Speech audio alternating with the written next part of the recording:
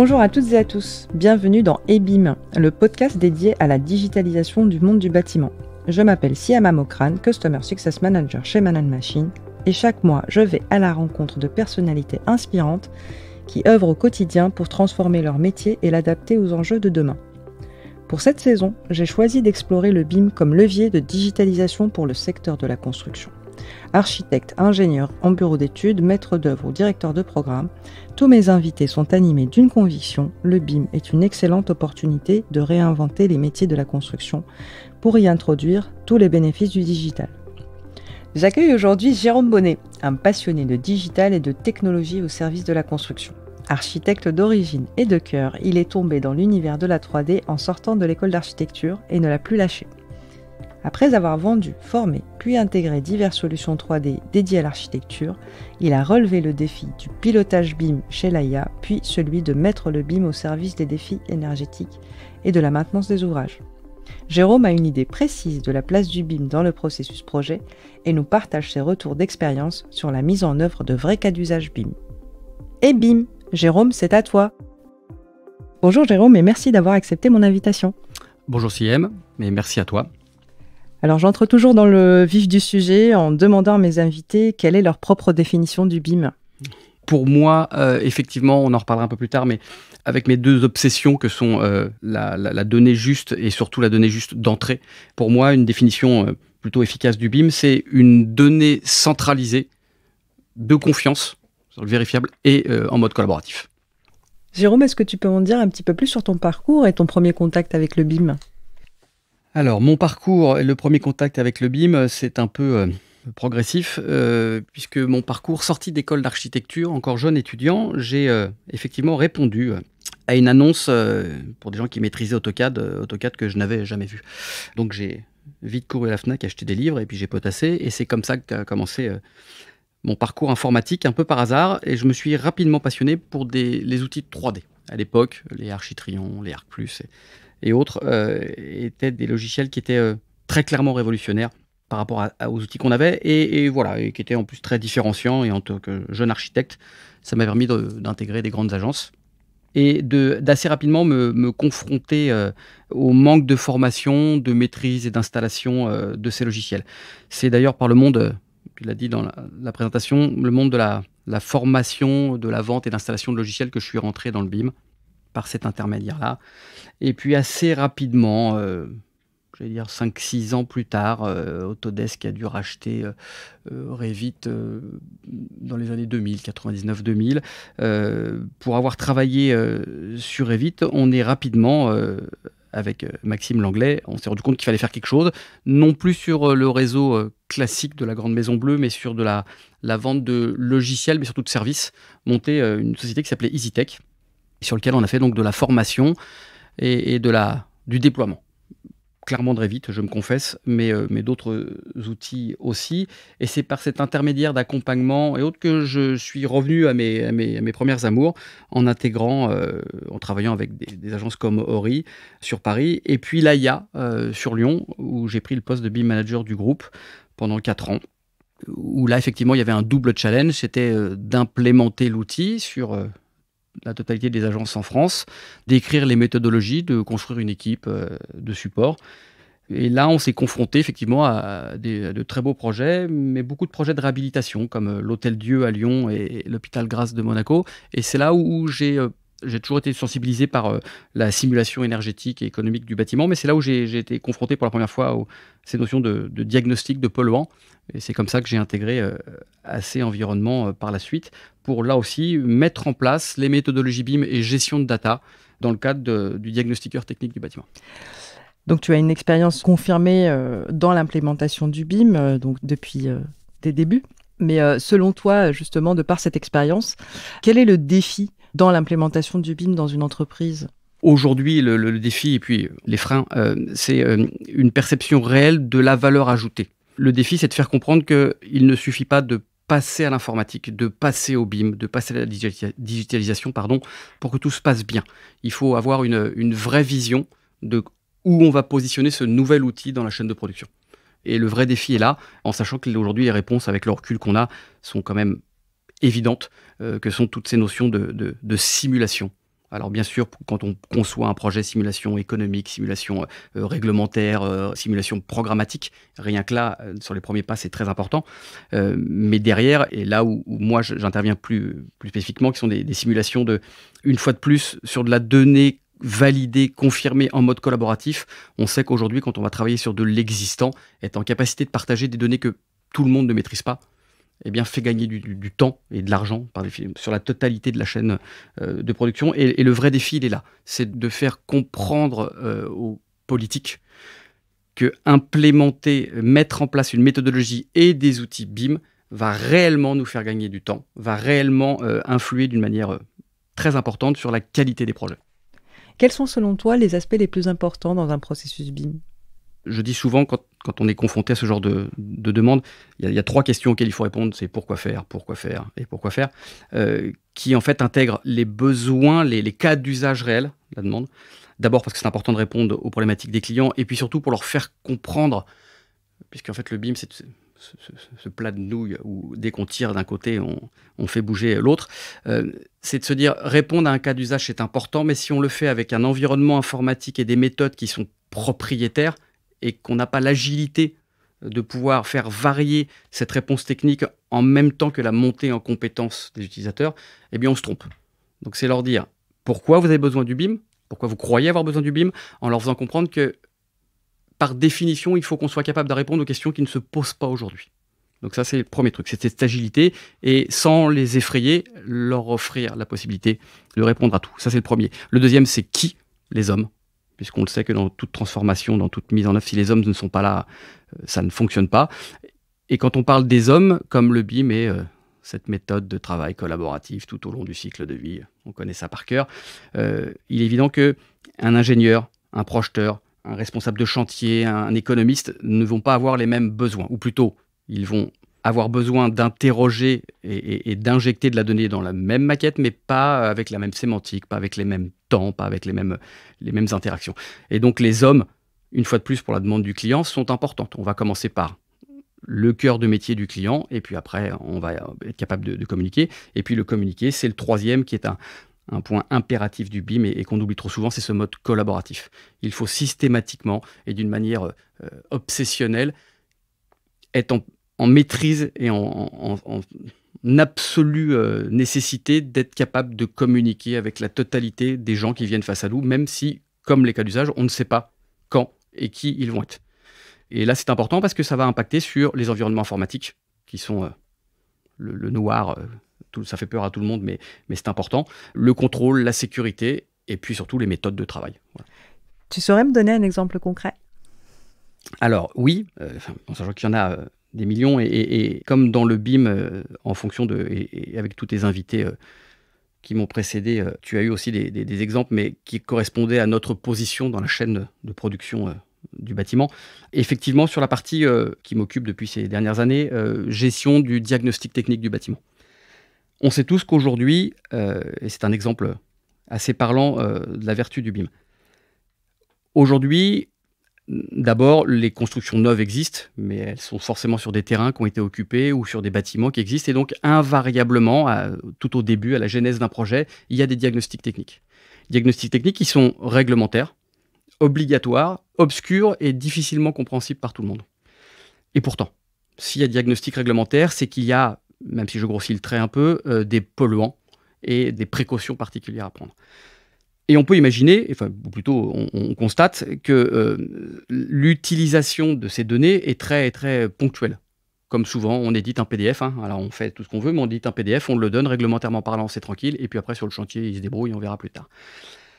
Cette donnée, elle a pourtant comme toute donnée du projet, une durée de vie et un impact sur quasiment tous les intervenants. On va parler de choses très simples. Je suis sur un bâtiment, effectivement, une rénovation, il y a de l'amiante. Donc, on fait ce qu'il faut, on fournit toutes les données qu'il faut des amianteurs. C'est un grand classique, mais ils connaissent. Si ce n'est qu'aujourd'hui, la gestion de la dépollution et de traitement de ces déchets, c'est important, mais on l'a. Mais si on est sur une rénovation un peu plus légère, avec effectivement des parties qu'on ne va pas toucher, avec de l'amiante qui est en bon état et qu'on n'a pas touché, de la peinture plombée, etc. Eh bien, cette donnée-là, elle va intéresser potentiellement les gens dans 3, 4, 5, 6 mois. Et si vous allez demander à un artisan qui vient X temps après, venir remettre un bloc clim en plafond sur de la dalle amiantée.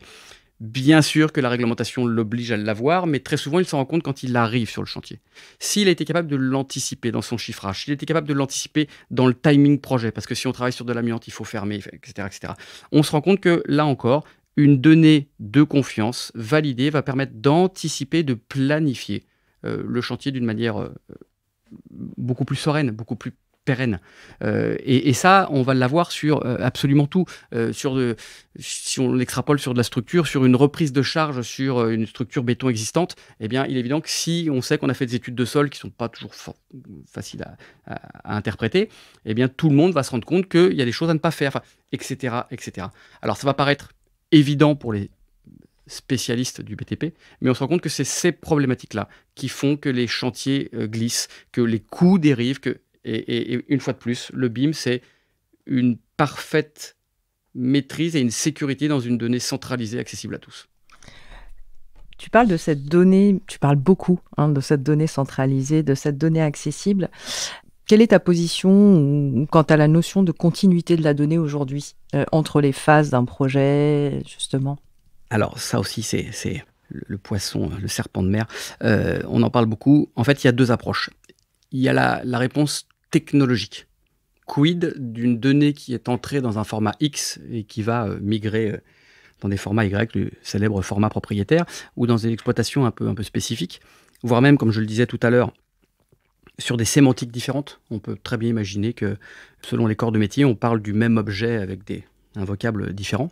Ça, c'est une première chose. Mais là, le plus important de tout, et c'est pour ça que j'insiste lourdement sur cette donnée de confiance, c'est est-ce que la donnée existe ?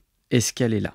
Pourquoi j'insiste là-dessus ? Puisque, bien sûr, sur toutes les phases d'un projet, si on parle sur un projet classique, il y a une démolition, remise en état d'un projet existant, et puis il y a un projet qui est fait, et puis il y a des études, et puis il y a des conceptions, et puis etc., jusqu'à la fin. Eh bien, surtout en France, ou en Europe, j'allais dire, on se rend compte que à chaque fin de phase administrative, il y a une passation de dossier avec quelque part, je veux dire, moi j'ai fait mon travail, je m'arrête à mon périmètre, et puis après, advienne que pourra. Et systématiquement, quand on reprend une phase, soit du PC au DCE, du DCE au DOE, eh ben, on revient un peu en arrière, on valide, on regarde, avec un peu de chance, on refait les études pour voir si c'est bien passé, et puis on recommence. Donc au-delà du fait de faire 2 fois le même travail, 2 fois à chaque phase, donc ça fait à la fin beaucoup, eh bien on se rend compte que les données existantes, on ne leur fait pas confiance, et donc on vient rajouter la même donnée, et puis pléthore de données fait qu'à un moment donné, ça ne sert plus à rien. Et c'est là le problème. Si effectivement, on arrive, à travers la technologie bien sûr, mais à travers les méthodes, à travers le BIM management, parce que en fait ça vient de là, et c'est pas que je veux défendre absolument ce métier, mais c'est que si il existe, c'est qu'il y a une raison, c'est-à-dire quelqu'un qui vient valider que la donnée existe déjà, qu'elle est déjà là, qu'elle a validé, qu'on vient lui donner une note, on va se rendre compte que c'est beaucoup plus fluide, ça va être beaucoup plus... Et le vrai challenge est là, c'est de se dire toujours le pourquoi faire, avec quel outil, métier, donc propriétaire, puisqu'il n'y a aucune raison que le BIM vienne troubler les outils et les productivités de chacun. Comment on met en forme cette donnée pour que d'une manière native et le plus fluide possible, elle vienne agréger le modèle pour qu'à n'importe quel moment, on soit capable de l'avoir ou pas d'ailleurs. Puisqu'il y a aussi cette notion, la donnée collaborative n'est pas le concept le dernier qui a parlé, qui a raison, c'est-à-dire il y a des données qui ne seront accessibles qu'à certains postes. Et donc mettre aussi des verrous, des contrôles, ça fait partie d'une donnée de qualité. Donc voilà, c'est ça le vrai enjeu, en fait, il est là. De certifier qu'à chaque phase, il y a bien dans le projet les données du professionnel qu'on attendait, mises en forme et accessibles après. Je vois que tu mets l'accent en fait sur la donnée, sur la confiance en cette donnée et en la qualité de cette donnée-là. Ça rejoint aussi quelque part une raison peut-être pour laquelle on observe une réelle résistance au changement. En fait, elle est peut-être liée aussi à ça. Alors, elle est liée à ça puisque la grande schizophrénie, j'allais dire, de notre métier, c'est qu'aujourd'hui, on peut imaginer qu'un économiste ou qu'un architecte qui décrit un ouvrage, et le process, on le connaît par cœur, il y a un programme, il y a un environnement économique, et il y a donc un choix technique qui est fait. Et donc, on décrit un ouvrage. Si ce n'est que l'économie, au moment des études, ne sera peut-être pas, d'ailleurs, quasiment jamais l'économie dans la réalisation, puisque les entreprises qui vont mettre en œuvre cet équipement ne sont pas connues. La technologie, dans les temps d'études, a potentiellement évolué. Le marché a potentiellement évolué. Et on va se rendre compte qu'on va avoir d'autres équipements qui vont répondre au cahier des charges d'origine, mais qui ne sont pas les mêmes. Et qui ne sont pas les mêmes avec leurs contraintes. Peut-être qu'il me fallait 3 dans la preuve d'étude et que 2 me suffisent, ou inversement que 4 me suffisent. Tout ça pour dire que quand j'ai une donnée qui est très... Et effectivement, tu fais bien de me... Ça fait 2 fois que tu me le dis, donc je l'entends. Quand je parle de données, on ne parle pas forcément de data, c'est important. La géométrie aussi, même si la géométrie n'est pas le BIM, mais la géométrie est importante. C'est vrai que données, pour moi, ça recouvre la totalité du champ. Si cette donnée, elle est claire, compréhensible à la personne qui fait son étude, le changement se fait naturellement. Si déjà au moment où tu dis sur les plans d'archi, j'ai 3 bouches et moi j'en ai 4, déjà c'est problématique. Et si en plus je ne comprends pas le programme, les 4 je les mets comment dans la pièce, c'est quoi le programme, voilà, tout. Et donc c'est pour ça que ce tableau dynamique croisé à 15 entrées, qui est la structure, l'utilisation, les besoins, tout ça fait que quand tout est pris en œuvre, une fois de plus, prendre des décisions se fait de manière beaucoup plus, beaucoup plus pertinente que quand c'est un artisan qui doit mettre en œuvre quelque chose qui est dans son local, qui n'a pas de vue globale et qui les pose. Et après, c'est facile de dire les artisans ils ont fait n'importe quoi. Non, il a fait avec ce qu'il avait. Ou inversement, potentiellement, ils ont fait, si ce n'est n'importe quoi, en tout cas pas ce qu'on leur demandait, mais si tout le monde le voit, l'erreur sera centralisée, sera unique, et donc on pourra réagir plus vite. Là encore, des gains de temps et de coûts considérables. Donc tu centralises la vérité, mais tu centralises aussi les erreurs. Mais les erreurs du moment sont la vérité de l'instant. Donc oui, tout à fait. Jérôme, on a évoqué brièvement la question du diagnostic. Dans ta dernière expérience, tu as côtoyé les questions de dépollution, du diagnostic immobilier. Comment le BIM participe à ce process qui est complexe ? Alors, comment il participe ? Si, une fois de plus, je me redite, il participe parce qu'il met à disposition de tous une donnée compréhensible et vérifiable, mais plus factuelle. Aujourd'hui, et on redit toujours sur les mêmes problématiques, mais qui sont là très importantes, du donnée de confiance.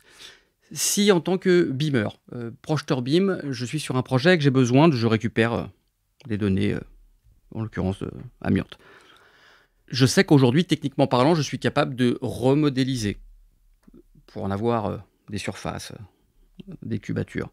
Je suis capable de redonner l'information sur où il y a eu un prélèvement, où il n'y en a pas, pourquoi. Le vrai problème de ça, c'est pas de savoir si c'est possible à faire. C'est qu'il faut parfaitement intégrer qu'au moment où je le fais, cette donnée n'est plus de confiance. Pour la simple et bonne raison qu'en tant que projeteur BIM, je n'ai pas la responsabilité des polluants amiantes. Pour être clair, s'il y a un problème, les assureurs, demain, vont me demander aux propriétaires, aux gestionnaires, est-ce que vous avez fait les diagnostics ? Et les diagnostics, il y a eu effectivement un livrable PDF opposable, contractuel. Et c'est là qu'est la vérité. Puisque les questions se posent de se dire, je fais tomber un mur, je me rends compte qu'il y a de l'amiante, j'ai mis des gens en danger, où sont les responsabilités ? Si c'est moi, en tant que projeteur, qui ai mal compris le diagnostic, ce qui est possible puisque je ne suis pas diagnostiqueur technique du bâtiment, ma responsabilité est pleine et entière. Et j'ai surtout pris 2 fois plus de temps, puisque j'ai déjà fait le diagnostic, je l'ai lu, j'ai essayé de le comprendre, je l'ai réintégré, je me suis trompé.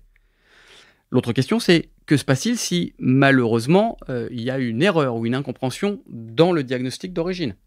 Je porte la responsabilité ou je ne la porte pas ? Comment ça se passe ? Et puis surtout, même si la réponse est bonne, si j'ai parfaitement dupliqué et injecté dans ma maquette les données du rapport, on peut imaginer que s'il y a un nouveau rapport dans la maquette, je n'aurai pas d'alarme, voire même que je vais, en pleine confiance, modifier ma maquette en imaginant que le rapport a suivi. Mais comme le diagnostiqueur n'est pas au courant, et je me retrouve donc dans une deuxième obsession qui est la mienne, qui est cette donnée de duplication de data. Une data dupliquée est une data fausse. C'est aussi simple que ça. C'est-à-dire qu'à partir du moment où je fais copier-coller, où je fais fichier, enregistrer sous, je n'ai plus de travail collaboratif. Puisque chacun a sa vérité. Et c'est pour ça qu'aujourd'hui, dans plein de plateformes, on a ces notions de traçabilité, de workflow, de validation, de blockchain qu'on connaît par cœur, qu'on entend beaucoup. C'est de se dire, oui, je vais prévenir en tant que quelque chose BIM, je vais prévenir que dans cette cloison, il y a une alarme, et je vais mettre un lien direct vers une donnée qui n'est pas la mienne, mais qui est sécurisée, qui est ordonnée dans un coffre. En cliquant dessus, je vais avoir un lien sur la bonne. Et cette notion-là va être exactement la même avec toutes les données, puisque là encore, on parle beaucoup de travail collaboratif. Il ne faut pas non plus faire croire aux gens qui vont se jeter dans le BIM avec bonheur que tout doit être dans la maquette. Il y a un moment donné, et c'est là où on revient au pourquoi faire, qu'est-ce que vous allez en faire, à quoi va servir cette maquette, à qui elle appartient, et à quelle réponse elle doit répondre. Par exemple, sur une donnée thermique, on peut très bien imaginer qu'à un moment donné, parce que c'est la technologie, j'ai un export à faire sur des formats JBXML ou autres, que l'étude thermique est faite. Je n'ai, si je suis dans une maquette classique, même en exploitation maintenant sur un gros bâtiment, aucune obligation, aucun intérêt de réinjecter ces données qui m'ont servi à calculer les qualités thermiques du bâtiment dans ma maquette. Je mets simplement un lien qui me dit « le rapport est là ». Mais le rapport va me dire « je me suis servi de cette maquette-là qui s'appelle comme ça, à ce moment-là, à cette phase-là ». Donc il y a aussi ce qu'on appelle des cul-de-sac technologiques. Je suis sur ma maquette, j'en extrais quelque chose en parfaite maîtrise, je fais une simulation, et cette simulation, au jour d'aujourd'hui, c'est ça. Je fais une modification sur ma maquette, et donc instantanément, je sais que tout ce qui était calculé sur la maquette N-1 n'est potentiellement plus à jour, et c'est les gens qui portent la responsabilité. Là, qui disent, si, c'est toujours à jour, ou je remets. Et surtout, ça donne de la visibilité aux exploitants qui sont capables, avec le BIM, de savoir si la totalité de leurs obligations sont à jour ou pas, ce qui leur permet de se projeter dans les plans pluriannuels de travaux, la responsabilité, etc. etc. Donc, voilà. En fait, ça, c'est très important. J'ai ma maquette, elle est liée à des données, et quand je modifie mon projet, est-ce que ces données sont toujours à jour ou pas? Enfin, c'est classique, mais c'est très, très important. Et je pense que l'enjeu de demain pour la confiance, c'est de sortir le BIM de cette vision de conception. Je construis, on verra plus tard. Mais de le remettre au milieu de ce cercle classique, historique du BIM, tout au long du cycle de vie du bâtiment. Et aujourd'hui, je pense qu'on était un peu trop sur tout au long du cycle de la conception de mon bâtiment. Point. En fait, ce que tu mets en avant, c'est la collaboration, la traçabilité, la continuité de la donnée et le management finalement de l'information. On a tendance à tout ramener à la 3D, mais en fait, tu décris tout ce processus-là qu'on a un petit peu de mal à matérialiser, mais finalement, en fait, on est dans de la bonne gestion de l'information pour améliorer justement cette notion de responsabilité, de continuité, etc.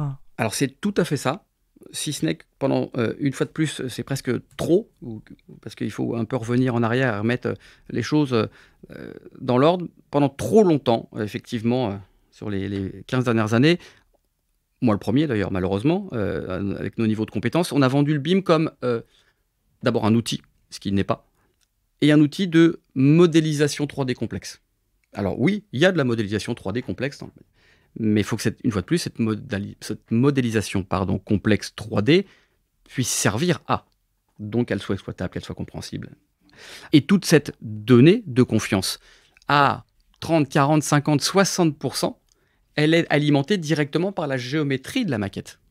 Ça aussi, c'est important. Tout ce qui est surface, bien sûr, je vais leur spécifier une utilisation, un usage, mais les surfaces, elles viennent de la maquette. Enfin, des exemples comme ça, il y en a énormément. Dans les calculs thermiques, l'orientation de la maquette, le géoréférencement du projet, les surfaces vitrées, etc., viennent de la maquette. Donc quand on parle de data, il faut que ce soit très clair. Bien sûr, c'est beaucoup de données métriques alphanumériques, mais directement en lien avec la maquette. Ça, c'est très important. On entend souvent que le BIM est plus adapté à des projets neufs. Qu'en est-il, selon toi, des projets de réhabilitation? Alors effectivement, après avoir eu la chance d'être BIM manager à l'AIA et de travailler sur des très beaux projets neufs, on s'est quand même très très vite rendu compte que, et ça va être accéléré dans les années à venir, qu'une partie non négligeable des permis de construire déposés en France vont s'appuyer ou vont démarrer sur des bâtiments existants. Et je crois que c'est le maître mot de notre entretien, la confiance en la donnée. Quand on fait un projet neuf sur un bâtiment existant, comment imaginer le faire avec des plans faux? Je me permets de parler de l'AIA un peu, qui était une expérience pendant 5 ans, avec une équipe fantastique, Michael Fauché, Michael Hawk, Marjorie Janin et autres, où on avait monté une très belle équipe et où c'était très agréable. On a eu la chance de travailler sur l'hôpital Grasse de Monaco, alors sur lequel c'était un site occupé, mais avec une destruction progressive et une reconstruction, mais l'Hôtel-Dieu à Lyon est vraiment caricatural de cette situation. Si dès le début, mais à cette époque-là, c'était beaucoup plus cher, on maîtrisait beaucoup moins bien et c'était beaucoup plus lourd, mais aujourd'hui, je pense qu'une mise en place de relevés 3D, alors scan, drone comme on le veut, mais au centimètre, avec une remise à jour de ces relevés au fur et à mesure des curetages et de l'évolution du projet, nous aurait fait gagner un temps fou. Puisque, une fois de plus, souvent dans le bâtiment, on vient chiffrer, et on sait que dans ces moments économiques un peu compliqués, on vient chiffrer, et quand on achète au centime près. Mais acheter au centime près, alors qu'on se trompe de 100 mètres carrés de surface, on se rend compte que les enjeux ne sont pas les bons, ou en tout cas pas réellement. Tout ça pour dire que sur de l'existant, savoir exactement, en termes de bâtiments pur et dur, de structure, et donc d'intervention future, en termes de dépollution, en termes de surface, en termes de réglementaire, programmatique, etc., commencer à étudier si on n'a pas une connaissance exhaustive du bâtiment, ça n'a pas de sens. Et là, on est sur un apport du BIM, la maquette du jumeau numérique, on l'appelle comme on veut, qui est considérable. Et là encore, on en parlait tout à l'heure, savoir et être en maîtrise parfaite de se dire ce que je viens de relever, certes, c'est un nuage de points qui pèse des choses assez considérables, que potentiellement on a converti en maquette en format plus ou moins propriétaire, mais être en capacité de fournir des exports de tableurs de surface, de fournir des plans, de fournir des... Et savoir qu'une fois de plus, on est en mode collaboratif, mais qu'on va alimenter la totalité de la chaîne de conception. Voilà, ça, c'est quelque chose qui, moi, me passionne et qui m'occupe depuis quelques années et de plus en plus. C'est très intéressant parce que là encore, on est sûr de, quelque part, en mettant au milieu de la table le bâtiment existant, en permettant une bonne étude, on attaque la suite de mon métier d'aujourd'hui, qui est l'exploitation maintenance, et on est sûr qu'on va exploiter et maintenir un jumeau numérique qui est conforme au bâtiment existant, ce qui malheureusement n'est pas toujours le cas aujourd'hui. Est-ce que tu pourrais me dire quelques mots sur les enjeux du DOE et notamment du DOE numérique ? Alors, c'est un vaste débat qui sort un peu de notre entretien d'aujourd'hui. Avec une langue de bois non dissimulée, je dirais que j'ai depuis quelques années, effectivement, assez régulièrement récupéré des maquettes d'ouvrages exécutés pour initier, pour mettre en place de l'exploitation-maintenance, et que la comparaison, la vérification du dossier d'ouvrage exécuté versus l'ouvrage exécuté réellement, il y avait quelques variations. De là à dire que tous les DOE ne sont pas des dossiers d'ouvrage exécutés, il n'y a qu'un pas que je ne franchirai pas là, parce que je ne voudrais pas vexer mes confrères architectes. Mais effectivement, c'est un vrai enjeu. C'est un vrai enjeu en fait, qui s'explique effectivement avec tout ce qu'on vient d'échanger depuis tout à l'heure, c'est de se dire, est-ce que les artisans ont eu des plans et des descriptifs précis ? Est-ce qu'aujourd'hui, ils ont eu cette sensibilisation ou cette demande du client de se dire réinjecter systématiquement dans le projet les données de ce que vous avez construit réellement ? Est-ce qu'aujourd'hui, il y a une vraie compréhension à l'origine du cahier des charges de se dire un DOE va m'aider à valoriser mon projet, va m'aider à atteindre des objectifs énergétiques réglementaires ? Tout ça fait qu'il y a encore une sensibilisation, une éducation, j'allais dire, à faire dans le monde du BTP, de réellement percevoir un bâtiment comme une valeur dans le temps. C'est plus la valeur de la pierre aujourd'hui. Je pense que assez rapidement, on va avoir, et on commence, on entend parler des carnets numériques, ce genre de choses, d'avoir une vraie valeur financière de livrer un projet fini avec son jumeau numérique exploitable pour les mainteneurs. Et le problème du DO aujourd'hui, effectivement, c'est difficile à entendre et c'est difficile à vendre pour des gens comme moi quand un client vient de construire un bâtiment qui a coûté 1, 2, 3, 10, 15, 20 millions d'euros, il est passé par un confrère talentueux qui lui a effectivement livré un projet de qualité, mais avec un DOE où je suis obligé de lui faire comprendre qu'en l'état, je ne suis pas capable. Et de lui revendre des prestations. Et c'est quelque part, c'est moi et tous mes collègues, qui est perçu peut-être comme le BIM, c'est cher. Sauf que le BIM, c'est un jumeau numérique. Et si, numériquement parlant, on n'a pas de jumeau, il faut le remettre update. Et voilà. Et les enjeux sont là. Et c'est vraiment pour ça qu'il faut comprendre que tous mes collègues BIM managers ne sont pas là pour enquiquiner... certains peut-être, mais ne sont pas là pour enquiquiner les équipes de conception, mais pour vraiment essayer d'avoir, conformément au contrat, un jumeau numérique conforme à l'exécution. Mais c'est pour ça que aujourd'hui, dans le BIM, on ne parle pas de DOE, mais on parle de TQC, de tel que construit. Mais je pense que le delta est important. On fait les études, on le conçoit, on le livre. Derrière, on livre un DOE, mais tel que construit réellement, en maquette numérique. Mais ça, il faut que ça soit, avec nos amis AMO et autres, il faut que ça soit décrit, il faut que ça soit réglementaire, il faut que ça soit contractuel. Voilà. Donc c'est là où il y a encore pas mal de travail, mais ça avance. Mais c'est intéressant. Ça avance tous les jours.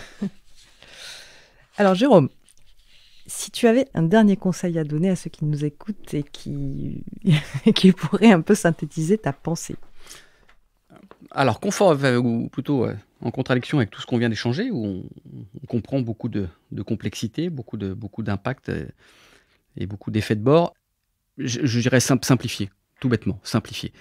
Trop souvent, pour pas dire systématiquement, quand on parle de BIM, et si je me reprojette quelques 20 ans, 25 ans en arrière, quand on parlait aujourd'hui, il y a quelques années d'AutoCAD, on avait les mêmes problèmes, c'était compliqué. La charte graphique, les calques et autres, on s'en fout des calques, c'est le problème du projeteur. Ce qui est important, c'est qu'il fallait livrer des plans. Le BIM, c'est la même chose. La complexité, j'allais dire, on est aujourd'hui, on a un écosystème de formation continue, d'artisans, de tout corps d'État ce sont des technologies qui sont maîtrisées. Donc, c'est pas le problème. À partir du moment où quelqu'un les accompagne un peu, on sait faire. Ce qui est important, c'est d'écrire un vrai cahier des charges, et je le redis une fois de plus, un cahier des charges qui correspond à l'instant T aux besoins du client. Il faut absolument que cette maquette soit itérative. Il ne faut pas s'inquiéter. Aujourd'hui, si c'est pour de la gestion de surface, une maquette en boîte à chaussures suffit largement. On saura la remettre à jour. Voilà, donc c'est cette réinjection de données de géométrie, elle peut se faire, puisqu'une fois de plus, on est tout au long du cycle de vie du bâtiment. Les gens qui sont là, vous ne savez pas faire, il y a aujourd'hui une multitude dans l'écosystème BIM de gens qui peuvent vous accompagner pour faire. Et l'environnement informatique, c'est pareil, on n'est pas obligé de mettre aujourd'hui des serveurs worldwide pour que ça marche. Donc simplifiez. Faites-vous accompagner par des professionnels. Parlez-en beaucoup avec des architectes, des ingénieurs, parce qu'il y a quand même énormément de très belles agences en France qui sont équipées, qui maîtrisent parfaitement. Échangez, venez régulièrement sur les journées portes ouvertes. Man & Machine, on n'en parle pas, mais c'est assez important. Il y a des gens qui aujourd'hui font ce métier depuis 20 ans, sauf que c'est plus un geek. Mais simplifiez et soyez intimement convaincus que c'est plus simple aujourd'hui de mettre du BIM en place, et du BIM, entre guillemets, de mettre un environnement informatique, technique, en formation, que de l'AutoCAD il y a 20 ans. Donc, n'hésitez pas, il existe une multitude de logiciels qui savent faire. N'hésitez pas, parce qu'on parlait alors de format propriétaire. Pendant très longtemps, les IFC nous ont un peu contraints. Aujourd'hui, des plateformes, BIMweek ou d'autres, sont en capacité de récupérer des IFC, de réinjecter de la donnée, de modifier la géométrie en mode SaaS, sans logiciel. Enfin, on sait faire. Donc, vous inquiétez pas, simplifiez, faites confiance et puis essayez. Parce que quand on essaye, on ne revient plus jamais en arrière. Merci beaucoup Jérôme d'être venu nous voir et d'avoir pris le temps de nous partager ton expérience et tes conseils. Merci à toi, ce fut un plaisir de venir partager et discuter avec toi. Et bim, c'est fini pour aujourd'hui. Rendez-vous sur la page LinkedIn de Man & Machine pour continuer la discussion avec Jérôme. Si ce podcast vous a plu, parlez-en autour de vous et donnez-lui 5 étoiles sur votre plateforme d'écoute préférée. À très vite pour un nouvel épisode.